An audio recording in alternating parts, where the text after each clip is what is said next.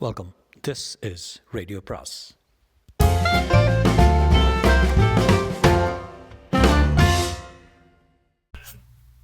அனைவருக்கும் அன்பு வணக்கம். ராக்கி ரங்கராஜனின் லாரா அத்தியாயம் 45. லாஸ் ஆஞ்சலஸில் பில்ட்மோர் ஹோட்டலுக்கு அருகே இருந்தது அந்த மனை. மொத்தம் 5 ஏக்கர் பரப்பு. ஒரு ரியல் எஸ்டேட் தரகர் லாராவுக்கும் ஹாவர்டுக்கும் இடத்தை சுற்றி காட்டிக் கொண்டிருந்தார். அருமையான இடம் சார், நிஜமாகவே சொல்கிறேன். நீங்கள் போடும் திட்டத்தை ஜாம் நிறைவேற்றலாம். அப்பார்ட்மெண்ட் கட்டிடங்கள், ஷாப்பிங் சென்டர்கள், தியேட்டர்கள், அரங்கங்கள், அழகான ஒரு குட்டி நகரமே இங்கே நீங்கள் சிருஷ்டித்து விட முடியும் என்றாள் லாரா. அவளை திகைப்புடன் நிமிர்ந்து பார்த்து, என்ன சொன்னீங்க? இந்த மன பிரயோஜனப்படாதுன்னு நினைக்கிறேன். ஏன், எதனால் அப்படி சொல்கிறீங்க? சுற்று வட்டாரத்தை கவனிங்க. இந்த பகுதியில் ஜனங்கள் குடியேற மாட்டாங்க என்றாள் லாரா. லாஸ் ஆஞ்சலஸில் நகரம் மேற்கு பக்கமாக வளர்ந்து கொண்டிருக்கிறது. ஜனங்கள் பழக்கத்துக்கு அடிமையாகிறவர்கள். ஒரு திசையில் போகிறவங்கள திருப்பி வேறு திசைக்கு கொண்டு வர முடியாது. எனக்கு என்ன தேவைங்கிறது நான் சொல்கிறேன், கேளுங்க. வேறொரு பகுதி, அங்கே நல்ல மனைகள் இருந்தால் சொல்லுங்கள் என்ற லாரா ஹாவர்டிடம் திரும்பினான்.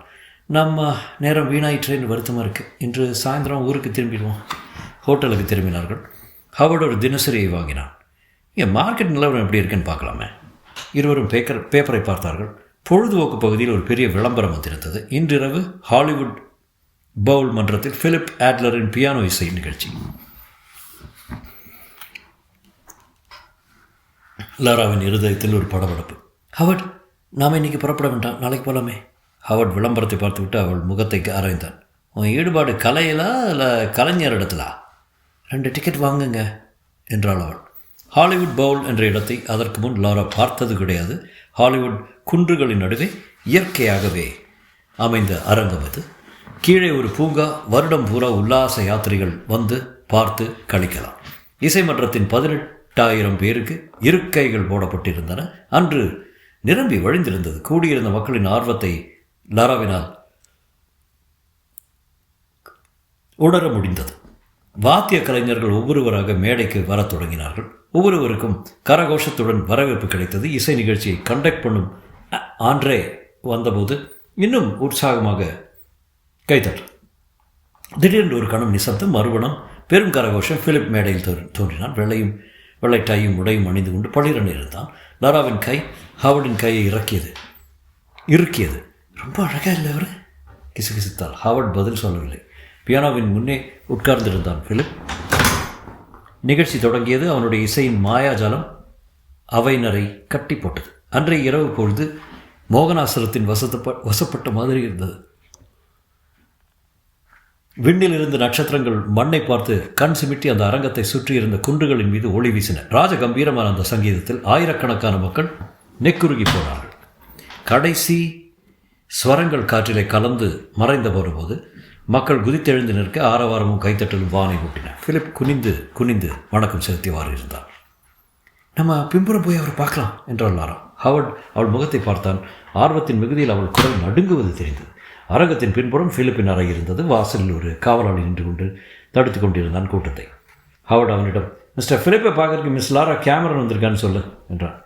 நீங்கள் வருவதாக அவரிடம் சொல்லியிருந்தீங்களா? ஆமாம் என்றாள் லாரா. கொஞ்சம் இருங்க சொல்லிவிட்டு சென்ற காவலாளி ஒரு நிமிடத்தில் திரும்பி வந்து உள்ளே போகலாம் என்றான். லாராவும் ஹவர்டும் உள்ளே சென்றார்கள். ஏகப்பட்ட பேர் பிலிப்பை சுற்றி பாராட்டி கொண்டிருந்தார்கள். பீத்தோவனை இவ்வளோ பிரமாதமாக வாசி நான் கேட்டதே இல்லை. ஆளுக்காள் பலவிதமான பாராட்டு. பிலிப் ஒவ்வொருவருக்கும் தேங்க்யூ சொல்லிக் கொண்டிருந்தவன் நிமிர்ந்து பார்த்தபோது லாராவை கண்டான். மீண்டும் அதே மோகன புன்னகை. மன்னியுங்கள் என்று மற்றவர்களிடம் சொல்லிவிட்டு நேரே லாராவை நோக்கி வந்தான். நீ இந்த ஊருக்கு வந்திருக்கிறேன்னு எனக்கு தெரியாது. இன்று காலையில் தான் வந்தோம். இவர் ஹாவர்ட் கேலா, என் பிஸ்னஸ் அசோசியேட். ஹலோ என்றான் ஹாவர்ட் சுருக்கமாக. பிலிப்பின் பின்னால் குள்ளமான நபர் ஒருவர் நின்றிருந்தார். இவர் எம் மேனேஜர் வில்லியம் என்று பிலிப் அறிமுகப்படுத்த அனைவரும் கைகுலுக்கி கொண்டார்கள். பிலிப் லாராவையே பார்த்து கொண்டிருந்தான். இன்று பெவர்லி ஹில்டன் ஹோட்டலில் ஒரு பார்ட்டி இருக்கு, நீங்கள் வந்தா என்றான் பிலிப். ஓ, சந்தோஷமா என்று லாரா கூறினான். அன்று இரவு பெவர்லி ஹில்டன் ஹோட்டலின் சர்வதேச நடன அரங்கை அவர்கள் அடைந்தபோது சங்கீத கலைஞர்களும் ரசிகர்களும் குழுமியிருந்தார்கள்.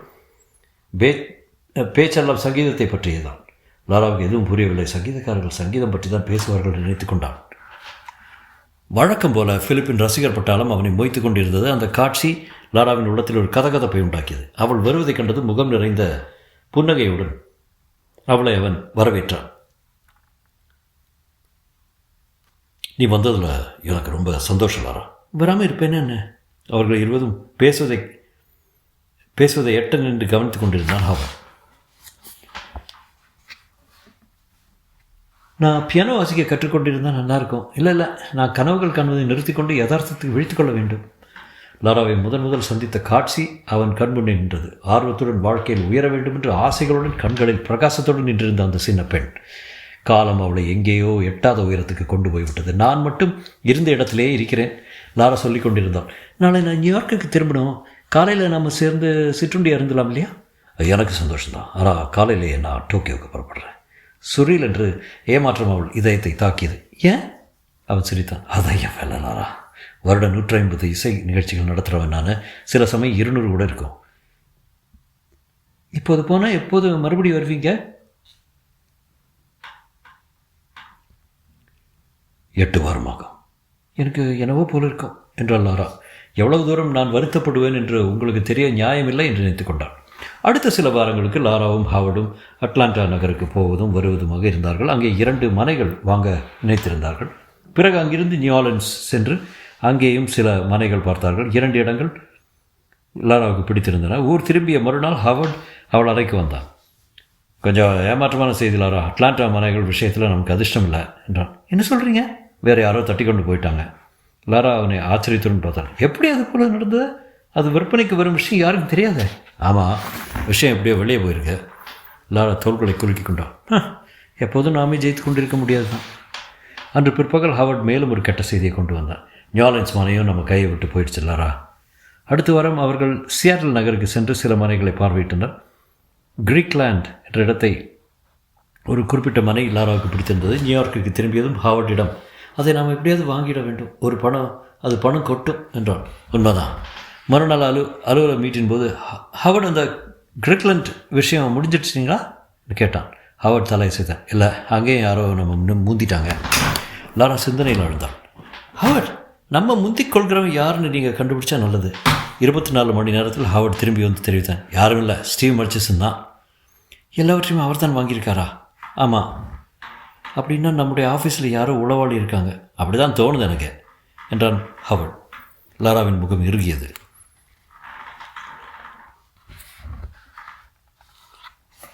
குற்றவாளியை கண்டுபிடிக்கும் வேலையை ஒரு துப்பறியும் நிறுவனத்திடம் ஒப்படைத்தாள். அத்தியாயம் 46. லாராவின் திட்டங்களை வெளியே தெரிவிக்கும் உளவாளி யார் என்று கண்டுபிடிப்பதில் அந்த துப்பறியும் நிறுவனத்திற்கு தோல்வியே ஏற்பட்டது. எங்களை பற்றிய வரையில் உங்கள் ஊழியர்கள் மீது சந்தேகம் ஏற்படல. ஃபோன் பேச்சுகளை யாரேனும் ஒட்டு கேட்குறாங்களான்னு ஆராய்ஞ்சோம். இல்லை. ரகசிய மைக்குகள் வைத்திருக்கலான்னு பார்த்தோம். இல்லை, அதுவும் இல்லை என்று அவர்கள் சொல்லிவிட்டார்கள். மர்ச்சிசனுக்கு எப்படித்தான் தகவல்கள் கிடைத்தன? லாரா குழம்பினாள். ஒருவேளை எல்லாம் தற்செயலாக நடந்திருக்குமோ? அப்படி நேர்ந்திருக்கும் என்று அவளுக்கு தோன்றவில்லை. குயின்ஸ் பகுதியில் 68 அடுக்கு குடியிருப்பு டவர் பாதி முடிந்திருந்தது. அது முன்னேற்றத்தை வந்து பார்க்கும்படி பேங்குகாரர்களை லாரா அழைத்திருந்தான். அடுக்குகள் அதிகம் இருக்க செலவுகளும் அதிகமாகி கொண்டிருந்தன. ஆனால் லாராவின் கட்டிடம் 68 மாடி என்ற பெயரை தவிர உண்மையில் 37 ஃப்ளோர்கள் தான் இருந்தன. பால் மார்ட்டின் சொல்லிக் கொடுத்திருந்தது ட்ரிக். அது இது எல்லோரும் செய்கிறது தான் என்று பால் மார்ட்டின் சிரித்துக்கொண்டே சொன்னான். நீ செய்ய வேண்டியதெல்லாம் ஃப்ளோர் எண்களை மாற்ற வேண்டியது தான். எப்படி செய்கிறது? ரொம்ப சுலபம். ஒரு பக்கத்து லிஃப்ட்டுகள் தரையிலிருந்து 24வது ஃப்ளோர் வரப்போகும். இன்னொரு பக்கம் லிஃப்ட்டுகள் 3வது எண்ணில் ஆரம்பித்து 68வது ஃப்ளோர் வரப்போகும். எல்லாரும் செய்வது தான். இது மட்டுமல்ல, பால் மார்ட்டின் இன்னொன்றும் சொல்லி தந்தார். யூனியன்களை சமாளிப்பதற்காக 1/2 டஜன் பினாமி பிரிவுகள் இருந்தன. அதற்கு தலைவர்கள் இருந்தார்கள். பாதுகாப்பு முறைகளுக்கான டைரக்டர், கட்டிட வேலைகளுக்கான இணைப்பு அதிகாரி, தளவாடங்கள் சூப்பர்வைசர் இருந்தன. ஆனால் அப்படி எவரும் கிடையாது. இது சரிதானா என்று லாரா ஆரம்பத்தில் சந்தேகப்பட்டார். கவலைப்படாத என்று பால் மார்ட்டின் கூறினார். இதெல்லாம் சிடிபியில் ஒரு பகுதி. சிடிபினா காஸ்ட் ஆஃப் டூயிங் பிஸ்னஸ், தொழில் செய்வதில் ஏற்படும் செலவு. வாஷிங்டன் ஸ்கொயரில் உள்ள ஒரு சிறு அப்பார்ட்மெண்ட் ஹாவர்ட் வசித்து வந்தான். ஒரு நாள் மாலை லாரா அவனை பார்ப்பதற்காக அங்கே வந்தவள் இடத்தை சுற்றிலும் நோக்கிவிட்டு, என்னது எலிவாழ மாதிரி இருக்கு, வேறு நல்ல இடத்துக்கு போங்க என்றாள். அவள் வற்புறுத்தியதன் பேரில் நகரத்தின் இன்னொரு பகுதியில் வசதியான இடத்துக்கு ஜாகை மாற்றினான் ஹாவர்ட். ஒரு நாள் ராத்திரி வெகு நேரம் வரையிலும் ஹாவர்டும் லாராவும் அலுவலகத்தில் தங்கி வேலைகளை கவனித்தார்கள். ஒரு வழியாக வேலை முடிந்தபோது லாரா அவனை ஏறிட்டு நோக்கினான். நீங்கள் கொஞ்சம் களைத்து போயிருக்கீங்க, வீட்டுக்கு போய் கொஞ்சம் தூங்குங்க என்றான். அது நல்லதான், காலையில் பார்க்குறேன் என்று ஹாவர்ட் எழுந்து கொண்டான். அவசரம் இல்லை, காலையில் மெதுவாகவே வாங்க.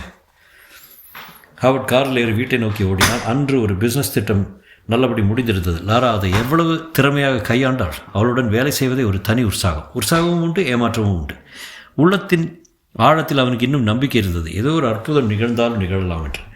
இத்தனை நாளும் இதை நான் உணராமலே இருந்து விட்டேன். ஹாவர்ட் டார்லிங், பால் மார்ட்டினிடமோ ஃபிலிப்பினிடமோ எனக்கு துளியும் அக்கறை கிடையாது. உங்களைத்தான் நான் எப்போதும் காதலித்து வருகிறேன் என்று லாரா ஒரு நாள் லாரா கிட்ட சொல்ல போகிறேன். அப்படி ஒரு சந்தர்ப்பம் வரத்தான் போகிறது. அப்பார்ட்மெண்ட்டை அடைந்தவன் சாவியை எடுத்து கதவின் சாவி துவாரத்தில் பொருத்தினான். அது பொருந்தவில்லை. திகைத்தவனாக மறுபடி பொருத்தி பார்த்தான். சட்டென்று உட்பக்கத்திலிருந்து கதவு திறந்து கொண்டது. அதன்பின் முன்பின் அறியாத அந்நியர் ஒருவர் இங்கே இருந்தார். யாரையா நீ, என்ன செய்கிறீங்க என்று கத்தினார். ஹாவர்ட் திருதிருவென்று விழித்தான். நான் இங்கே வசிக்கிறவன். என்ன வளர்ற நீ வந்து சட்டென்று அவனுக்கு உணர்வு வந்து சாரி வந்து முன்பு நான் இங்கே வாசித்தேன். கதவை மடையென்று சாத்தி கொண்டு அந்த ஆள் போய்விட்டார். ஹாவர்ட் தலையை சுரிந்து கொண்டான். வேறு ஜாகைக்கு போய்விடலாம் என்று எப்படி எனக்கு நினைவில்லாமல் போயிட்டு அளவுக்கு மீறி தான் நான் வேலை செய்கிறேன். ஆஃபீஸில் ஒரு மீட்டிங்கில் நடந்து கொண்டிருந்த போது டெலிஃபோன் பண்ணி அடித்தது. பேசியவர் பால் மார்ட்டின் தான். ரொம்ப பிஸியாக இருக்க போல இருக்க பேபி, எனக்கு ரொம்ப வெளிச்சோன்று இருக்கு. வெளியிருக்க போதும் ஒரு விதமாக இருக்கேன் பால் என்றாள் லாரா. உங்களை பார்க்காமல் எனக்குத்தான் வெளிச்சென்றிருக்கிறது, என்ன சொல்ல தோன்றவில்லை. இன்று பகல் நாம் சேர்ந்து சாப்பிடலான்னு அவர் தனக்காக செய்த உதவிகளை எல்லாம் லாரா நினைத்து பார்த்தாள். சந்தோஷமா என்றால் பால் மார்ட்டின் மனசை புண்படுத்துவது மட்டும் அவளால் முடியாத காரியமாக இருந்தது. சவ் என்ற ஹோட்டலில் அன்று அவர்கள் உணவு அருந்தினார்கள். பிரமாதமாக இருக்கே என்று பால் மார்ட்டின். நீ எது செய்தாலும் பிரமாதமாக அமைது. ரெனோ ஹோட்டல் விஷயமா எவ்வளோ தூரத்தில் இருக்கு? அருமையாக நடந்து கொண்டிருக்கு என்றாள் லாரா உற்சாகத்துடன். தனது வேலைகள் எப்படி முன்னேறி கொண்டிருக்கின்றன என்பதை 4 மணி நேரம் விளக்கி பிறகு இன்னும் 2 மாதத்தில் ஹோட்டலை திறந்துடலாம் என்றான். அப்போது அறையின் மறுகோடியில் ஒரு ஆணும் பெண்ணும் வெளியே போய் கொண்டிருந்தார்கள். அந்த ஆணின் முதுகு தான் லாராவுக்கு தெரிந்தது. இருந்தாலும் அவனை எங்கேயோ பார்த்திருக்கிறோமே என்று நினைத்தால் ஒரு வினாடி அவன் திரும்பிய போது முகமும் தெரிந்தது. மர்ச்சிசன். அவனுடன் இந்த பெண்ணும் தெரிந்தவளாக தோன்றினாள். பர்ஸை கீழே நழுவி விட்டு அதை எடுக்கிற மாதிரி குனிந்து பார்த்தாள். திக்கென்றது. கர்ட்ரூட் அவளிடம் புதிதாக வேலைக்கு சேர்ந்திருக்க செக்ரட்டரி. ஓஹோ, மெல்லிய குரல் சொல்லிக் கொண்டான். என்ன விஷயம் என்று பால் மார்ட்டின் கேட்டார். ஒன்றுமில்லை என்று சொல்லிவிட்டு தன் திட்டங்களை தொடர்ந்து விவரித்தாள் லாரா. உணவு அருந்தி அலுவலகத்துக்கு திரும்பியதும் ஹாவர்டை கூப்பிட்டு அனுப்பினாள். சில மாதங்களுக்கு முன்பு ஃபீனிக்ஸ் என்ற இடத்துல ஒரு மனை பார்த்தவன் ஞானம் இருக்கா என்று கேட்டாள். ஆமாம், அதை வேண்டாம்னு விட்டுட்டோமே, ரொம்ப மோசமான ஜாகன்னு நீ சொன்ன. எண்ணத்தை மாற்றி கொண்டு விட்டேன் என்று லாரா இன்டர்காம் பொத்தானை அழுத்தினான். கர்ட்ரூட், கொஞ்சம் இங்கே வர முடியுமா? இதோ மிஸ். சற்றைக்கெல்லாம் கர்ட்ரூட் வந்தாள். ஒரு கடிதம் டிக்டேட் பண்ணுறேன் என்ற லாரா. ஃபீனிக்ஸில் உள்ள பேரன் பிரதர்ஸ் என்ற நிறுவனத்துக்கு. ஜெட்ரூட் எழுதி கொள்ள ஆரம்பித்தான். அன்புடையர், நீங்கள் என்னிடம் காட்டிய ஸ்காட்ஸ்டேல் மனையை பற்றி நான் பரிசீலனை செய்தேன். அதை உடனடியாக வாங்க வேண்டும் என்று முடிவு செய்துள்ளேன். கொஞ்ச நாளில் அது மிக விலையுயர்ந்ததாக ஆகும் என்பது என் நம்பிக்கை. ஹாவர்ட் அவளை விரித்து பார்த்தவர் இருந்தால் லாரா தொடர்ந்தார். விலை சம்பந்தமாக இன்னும் சில தினங்களில் உங்களுடன் பேசுகிறேன். வணக்கத்துடன் டைப் அடித்து எடுத்து வை, கையெழுத்து போடுகிறேன். சரி மேடம், அவ்வளோதானா? அவ்வளோதான். கர்ட்ரூட் போனதும் ஹாவர்ட், லாரா என்ன இதெல்லாம்? அந்த மனையை பற்றி நாம் முன்பே நிறைய பேசிட்டோமே, அது பைசா பிரயோஜனம் இல்லாத மனை. அதை போய் அமைதி அதை நாம் வாங்க போகிறதில்ல.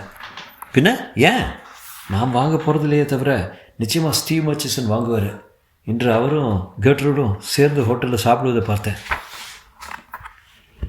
ஹாவர்ட் அதிர்ந்து போனான். பாவி கெடுத்தானே.